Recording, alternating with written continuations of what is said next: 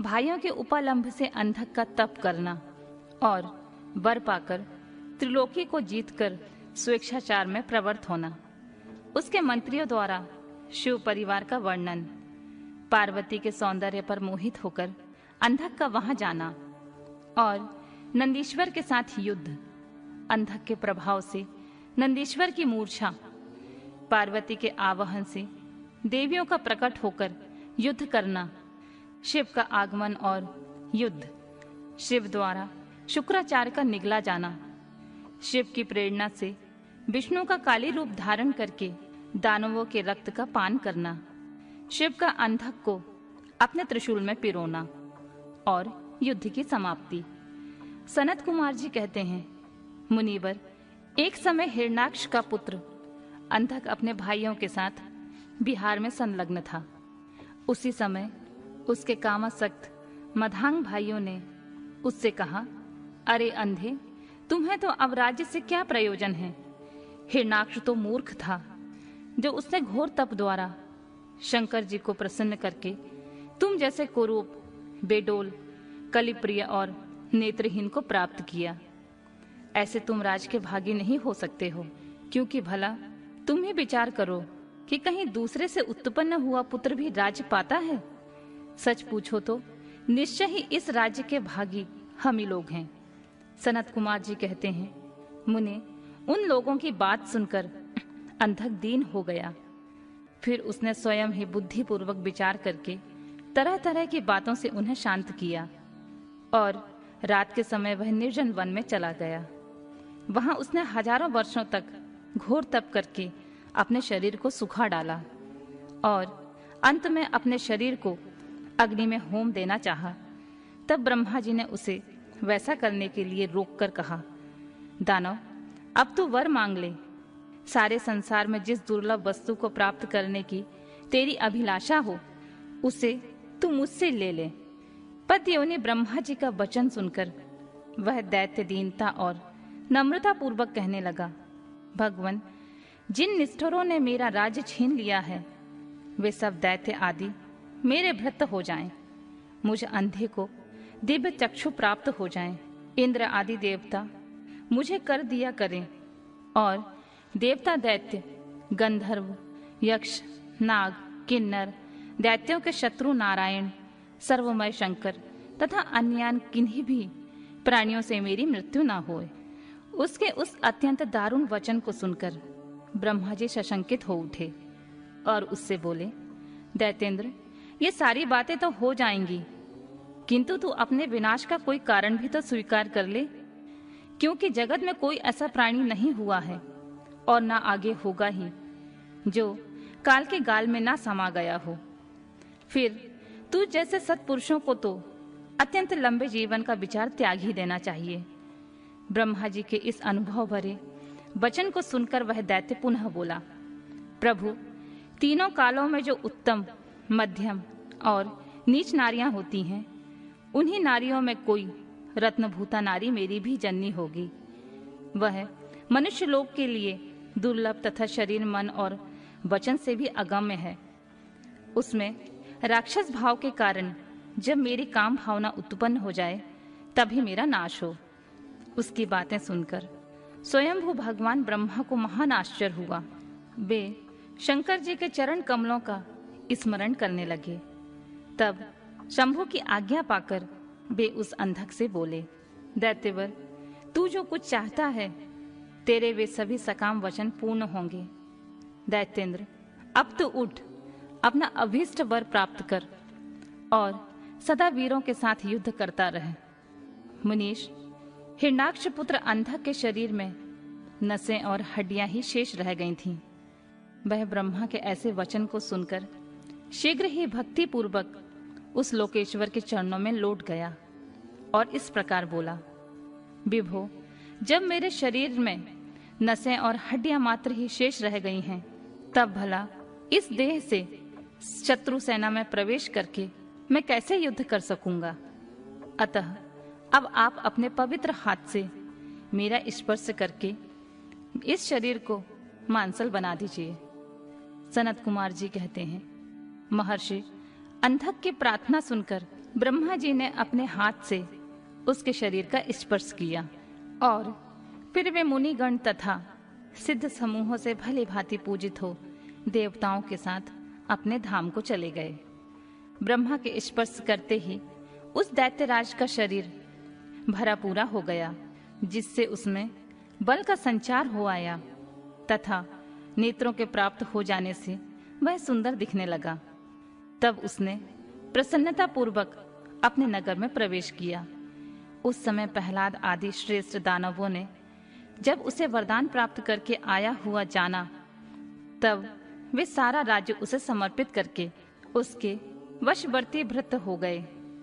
तदनंतर अंधक सेना और भृत्य वर्ग को साथ ले स्वर्ग को जीतने के लिए चला गया। वहां संग्राम में समस्त देवताओं को पराजित करके उसने वज्रधारी इंद्र को भी अपना करत बना दिया। उसने यत्र तत्र बहुत सी लड़ाइयां लड़कर नागों, सुपर्णों, श्रेष्ठ राक्षसों, गंधर्वों, यक्षों, मनुष्यों, बड़े बड़े पर्वतों, वृक्षों और सिंह आदि समस्त चौपायों को भी जीत लिया। यहाँ तक कि उसने चराचर त्रिलोकी को अपने वश में कर लिया। तदनंतर वह रसातल में, भूतल पर तथा स्वर्ग में जितनी सुंदर रूप वाली नारियां थीं, उनमें से हजारों को जो अत्यंत दर्शनीय तथा अपने अनुकूल थीं, उन्हें साथ लेकर विभिन्न पर्वतों पर तथा नदियों के रमणीय तटों पर विहार करने लगा।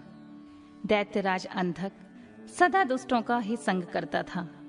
उसकी बुद्धि मद से अंधी हो गई थी, जिससे उस मूढ़ को इसका कुछ भी ज्ञान नहीं रह गया था कि परलोक में आत्मा को सुख देने वाला भी कोई कर्म करना चाहिए। इस प्रकार वह महामनस्वी दैत्य उन्मत्त हो और अपने सारे प्रधान पुत्रों को कुतर्कवाद से पराजित करके दैत्यों सहित संपूर्ण वैदिक धर्मों का विनाश करता हुआ विचरण करने लगा। वह धन के मद से अभिभूत हो वेद, देवता, ब्राह्मण और गुरु आदि किसी को भी नहीं मानता था। प्रारब्धवश उसकी आयु समाप्त हो चुकी थी। इसी से वह स्वेच्छाचार में प्रवृत्त हो व्यर्थ में ही अपनी आयु के शेष दिन गंवाता हुआ रमण कर रहा था। उस दानव श्रेष्ठ के 3 मंत्री थे, जिनका नाम था दुर्योधन, वैधस और हस्ती। एक समय उन तीनों ने उस पर्वत के किसी रमणीय स्थान पर एक परम रूपवती नारी को देखा। उसे देखकर वे शीघ्रगामी श्रेष्ठ दैत्य हर्षमग्न हो गए और तुरंत ही महादैत्यपति वीरवर अंधक के पास पहुंचे और बड़े प्रेम से उस देखी हुई घटना का वर्णन करने लगे। मंत्रियों ने कहा, दैतेंद्र, यहाँ एक गुफा के भीतर हमने एक मुनि को देखा है। ध्यानस्थ होने के कारण उसके नेत्र बंद हैं। वह बड़ा रूपवान है। उसके मस्तक पर अर्धचंद्र की कला अपनी छटा बिखेर रही है। कमर में गजेंद्र की खाल बंधी हुई है। बड़े बड़े नाग उसके शरीर में लिपटे हुए हैं। खोपड़ियों की माला ही उस जटाधारी का आभूषण है। हाथ में त्रिशूल है तथा एक विशाल धनुष बाण और तुणीर भी है। उसका अक्षसूत्र स्पष्ट दिख रहा है। उसकी 4 भुजाएं तथा लंबी लंबी जटाएं हैं। वह खड़क त्रिशूल और लकुट धारण किए हुए हैं। उसकी आकृति अत्यंत गौर है और उस पर भस्म का अनुलेप लगा हुआ है। वह अपने उत्कृष्ट तेज से सुशोभित हो रहा है। इस प्रकार उस श्रेष्ठ तपस्वी का सारा वेश अद्भुत है। उससे थोड़ी ही दूर पर हमने एक और पुरुष को देखा है, जो विकराल वानर सा है। उसका मुख बड़ा भयंकर है। वह सभी आयु धारण किए हुए हैं, परंतु उसका हाथ रुक्ष है और वह तपस्वी की रक्षा में तत्पर है।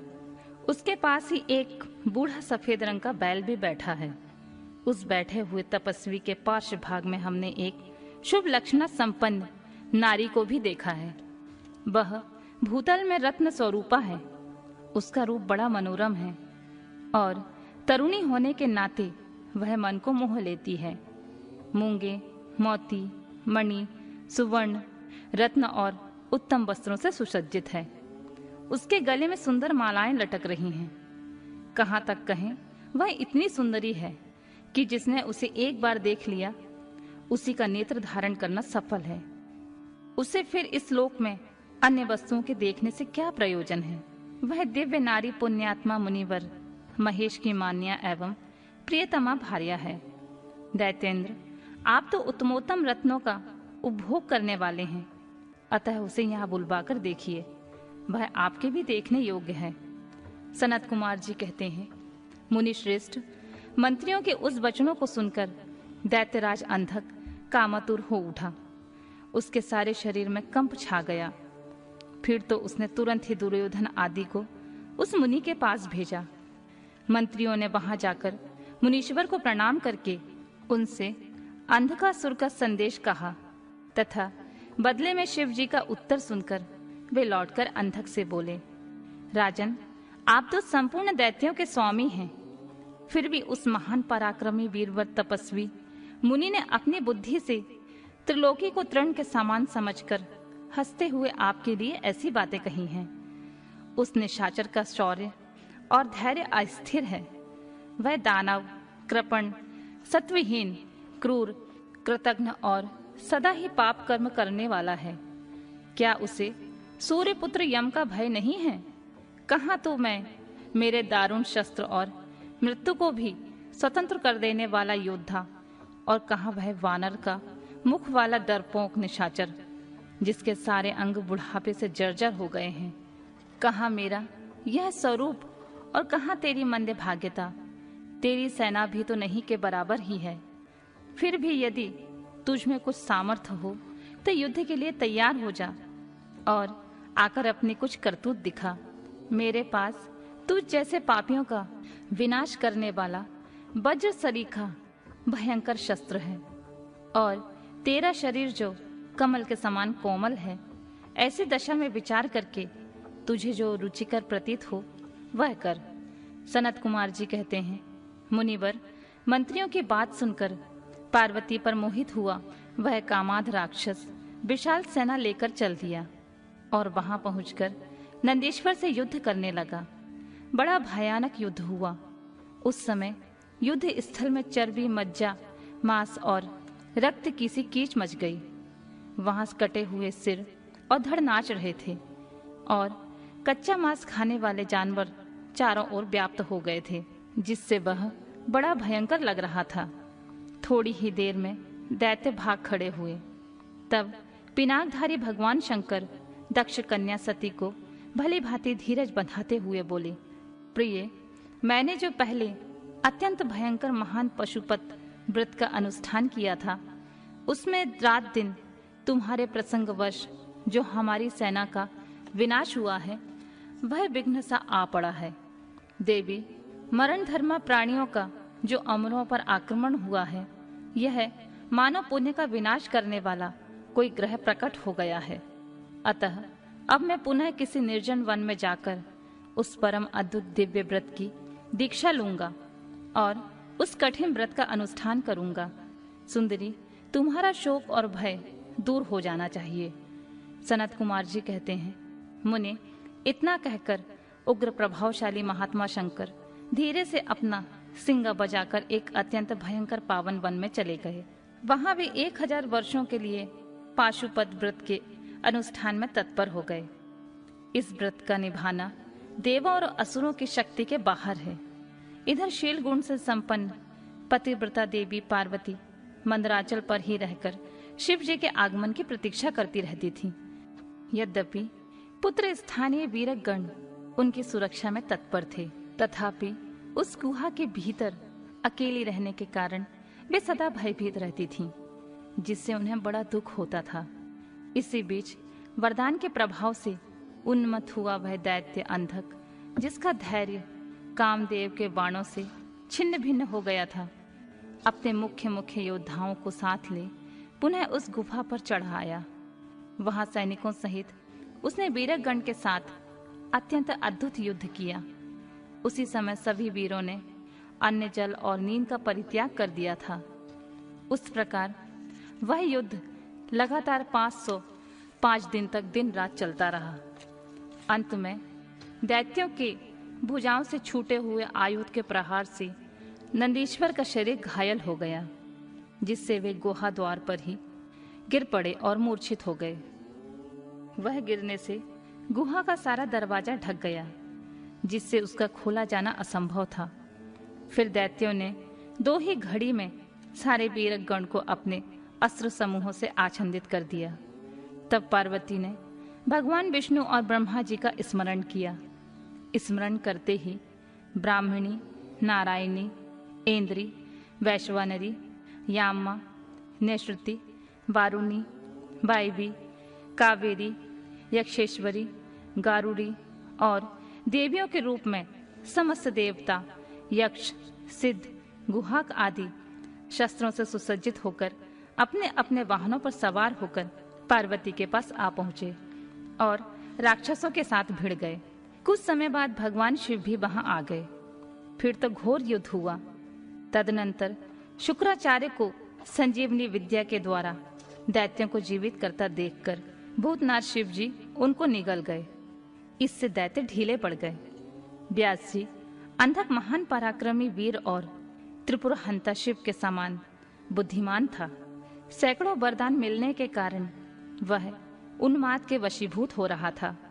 यद्यपि बहुसंख्यक शस्त्रों की चोट से उसका शरीर जर्जर हो गया था, फिर भी शिव जी पर विजय पाने के लिए उसने दूसरी माया रची। जब प्रलयकालीन अग्नि के समान शरीर धारण करने वाले भूतनाथ त्रिपुरारी शंकर ने अपने त्रिशूल से उसे बुरी तरह छेद डाला, तब भूतल पर गिरे हुए उसके रक्त कणों से यूथ के यूथ अंधक प्रकट हो गए। उनसे सारी रणभूमि व्याप्त हो गई। वे विकृत मुख वाले भयंकर राक्षस अंधक के सादृश्य ही पराक्रमी थे। इस प्रकार जब पशुपति द्वारा मारे गए सैनिकों के घावों से निकले हुए अत्यंत गरम गरम रक्त बिंदुओं से दूसरे सैनिक उत्पन्न होने लगे, तब बहुत सी भुजा रूपी लताओं द्वारा आक्रांत होने के कारण कुपित हुए बुद्धिमान भगवान विष्णु ने प्रमथनाथ शिव को बुलाकर योग बल से एक ऐसा अजेय स्त्री रूप धारण किया, जिसका मुख विकृत था और रूप उग्र, विकराल और कंकाल मात्र था। वह स्त्री रूप शंभु के कान से निकला था। जब उन देवी ने रणभूमि में उपस्थित हो अपने युगल चरणों से पृथ्वी को अलंकृत किया, तब सभी देवता उनकी स्तुति करने लगे। तत्पश्चात भगवान ने उनकी बुद्धि को प्रेरित किया और फिर तो वे क्षुधार्त होकर रण के मुहाने पर उन सैनिकों के तथा दैत्यराज के शरीर से निकले हुए अत्यंत गरम गरम रुधिर का पान करने लगी, जिससे राक्षसों का उत्पन्न होना बंद हो गया। तदनंतर एकमात्र अंधक ही बचा रहा। यद्यपि उसके शरीर का रक्त सूख गया था, तथापि वह अपने कुलोचित सनातन शास्त्र धर्म का स्मरण करके अविनाशी भगवान शंकर के साथ भयंकर थप्पड़ों से, वज्र सादृश जानुओं और चरणों से, वज्राकार नखों से, मुख, भुजा और सिरों से संग्राम करता रहा। तब प्रमथनाथ शिव ने रणभूमि में उसका हृदय विदीर्ण करके उसे शांत कर दिया। फिर त्रिशूल भोंककर उसे स्नायुओं के समान ऊपर की ओर उठा लिया। उसका जर्जर शरीर नीचे की ओर लटक रहा था। सूर्य की किरणों ने उसे सुखा दिया था। पवन के झोंकों से युक्त मेघों ने मूसलाधार जल बरसाकर उसे गीला कर दिया था। हिमखंड के समान शीतल चंद्रमा की किरणों ने उसे विशीर्ण कर दिया था। फिर भी उस दैत्यराज ने अपने प्राणों का परित्याग नहीं किया। उसने विशेष रूप से शिव जी का स्तवन किया। तब करुणा के अगाध सागर शंभु प्रसन्न हो गए और उन्होंने उसे प्रेम पूर्वक गणाध्यक्ष पद प्रदान कर दिया। तत्पश्चात युद्ध के समाप्त हो जाने पर लोकपालों ने नाना प्रकार से सार गर्भित स्त्रोतों द्वारा विधि पूर्वक शिव जी की अर्चना की और हर्षित हुए ब्रह्मा विष्णु आदि देवों ने गर्दन झुकाकर उत्तमोत्तम स्तुतियों द्वारा उनका स्तवन किया। फिर जय जयकार करते हुए वे आनंद मनाने लगे। तदनंतर शिव जी उन सबको साथ लेकर आनंद पूर्वक गिरिराज के गुफा में लौट आए।